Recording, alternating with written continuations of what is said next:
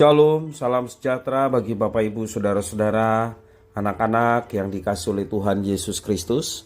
Berjumpa kembali bersama saya Pendeta Eka di dalam renungan firman Tuhan pada hari ini, hari Senin 5 Desember 2022. Sukacita dan damai sejahtera dari Tuhan Yesus Kristus kiranya menyertai kehidupan kita sekalian. Puji nama Tuhan.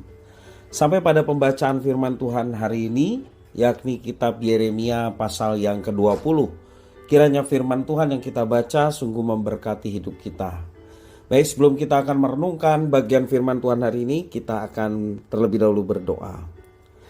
Tuhan Bapa di surga, di dalam Yesus Kristus, kami datang kepadamu mengucapkan syukur dan terima kasih untuk kasih setia Tuhan, kebaikan dan berkat yang boleh Tuhan nyatakan dalam hidup kami, sehingga kami boleh ada sampai hari ini pun karena anugerah Tuhan. Terima kasih ya Tuhan, biarlah semua itu boleh menjadikan pengenalan kami akan Tuhan terus ditambah-tambahkan. Kami mau belajar firman Tuhan, membaca, merenungkan, serta mengerti apa yang Kau maksudkan. Biarlah Tuhan menolong kami untuk dapat mengertinya, dan juga Tuhan menolong kami untuk kami dapat terapkan dalam hidup kami. Terima kasih Bapa, inilah diri kami sedia untuk belajar firman Tuhan. Demi nama Tuhan Yesus kami berdoa. Haleluya, amin. Bapak Ibu Saudara, saya akan bacakan Yeremia pasal 20 ayat 1 sampai yang ke-6. Demikian firman Tuhan. Pasyur bin Immer, imam yang pada waktu itu menjabat kepala di rumah Tuhan, mendengar Yeremia menubuatkan perkataan-perkataan itu. Lalu Pasyur memukul Nabi Yeremia dan memasung dia di pintu gerbang Benyamin yang ada di atas rumah Tuhan.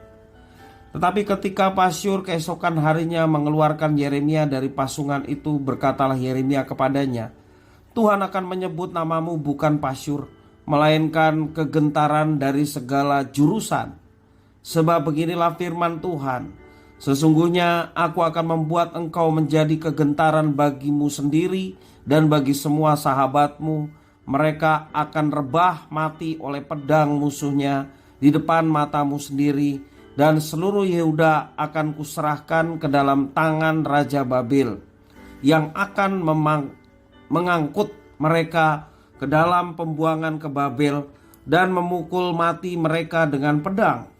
Juga harta benda kota ini, segala hasil jerih payahnya, segala barangnya yang berharga, dan segala barang perbendaharaan raja-raja Yehuda akan kuserahkan ke dalam tangan musuhnya, yang akan menjarah, mengumpulkan dan membawa semuanya itu ke Babel.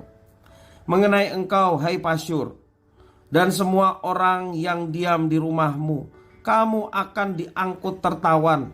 Engkau akan sampai ke Babel dan akan mati di sana dan akan dikuburkan di sana. Engkau ini dengan semua sahabatmu yang kepadanya engkau telah bernubuat palsu. Bapak Ibu Saudara-saudara yang dikasihi oleh Tuhan Yesus Kristus, bukanlah perkara mudah untuk tetap menyatakan firman Tuhan di tengah tekanan yang mengancam nyawa. Banyak orang akan menyerah jika mereka berada dalam situasi seperti itu. Tetapi tidak demikian dengan halnya Nabi Yeremia. Apa yang diperintahkan Tuhan itulah yang harus dilakukan, meski keadaan di depan mata begitu menyakitkan dan menakutkan. Ada seorang Pasyur, dikatakan dalam teks yang kita baca, dia adalah imam kepala di rumah Tuhan, memukul dan memasung Nabi Yeremia di pintu gerbang Benyamin yang ada di atas rumah Tuhan. Tentu itu disebabkan oleh perkataan yang disampaikan Nabi Yeremia mengenai rencana Tuhan yang akan menghancurkan Yehuda. Mereka mungkin berpikir jika dipasung dan dihukum maka Yeremia akan berhenti berkata-kata seperti itu. Akan tetapi itu semua tidak membuat Yeremia diam, karena yang membuat ia berbicara adalah Tuhan Allah dan bukan dirinya, juga bukan pesan manusia.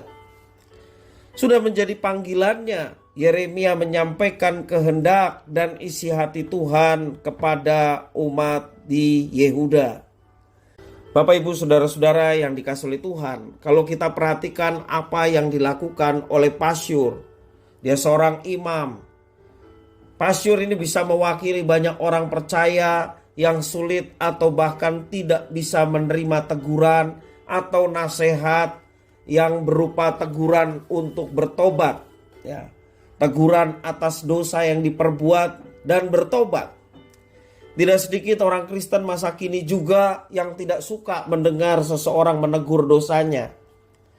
Mereka pun tidak segan untuk membenci maupun menghina orang yang menyatakan dosa dan kesalahannya.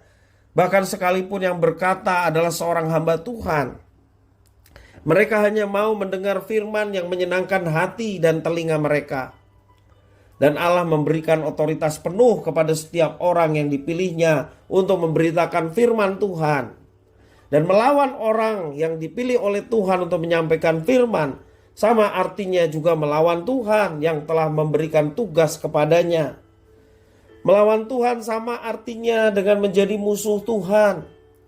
Nah, posisi jabatan apapun di dunia ini tidak dapat menghalangi kuasanya. Dan Tuhan tidak akan tinggal diam. Tuhan akan bertindak menyelamatkan orang yang dipilihnya untuk menyampaikan kebenaran firman Tuhan. Karena itu Bapak Ibu Saudara-saudara, marilah kita bersikap rendah hati di hadapan Tuhan. Dan juga ketika firman Tuhan kita dengarkan, apakah itu firman yang menguatkan, terlebih apakah itu firman yang menegur kita akan segala dosa-dosa kita. Kita segera datang kepada Tuhan, bertobat, mohon pengampunan, dan berusaha untuk hidup kembali sesuai dengan rencana dan kehendaknya.